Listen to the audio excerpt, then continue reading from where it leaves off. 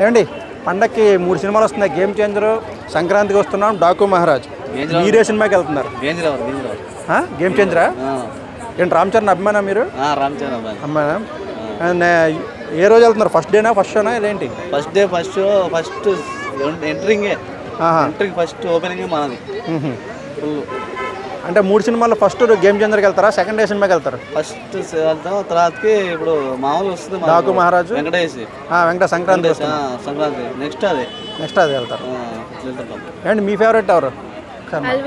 అల్లు అర్జునా? ఏంటి మరి పుష్ప చూసారా? చూడలేదండి. ఇంకా పోలే, టికెట్లు దొరకలేదా ఏంటి? టికెట్ దొరకలేదు. ఎప్పుడు వెళ్తున్నారు సినిమాకి? రేపు ఎల్లుండి వెళ్తాం. రేపు ఎల్లుండనా? సినిమా టాక్ ఎలా ఉంది? హిట్ అయిందన్నారా లేకపోతే నెగిటివ్గా ఏమన్నా వచ్చిందా టాక్? మంచి బ్లాక్ బస్టరేనా? ఓకే, ఎప్పుడు వెళ్తున్నారు అయితే సినిమాకి? రేపు ఎల్లుండనా? రేపు ఎల్లుండి వెళ్తాము. పుష్ప టూలో last scene half an hour అసలు చింక్ చేసిండు. పుష్ప టూ లాస్ట్ అవర్ చింక్ చేసిండు ఏడకాడికి. సాంగ్స్ ఏమైనా వచ్చింది మీకు?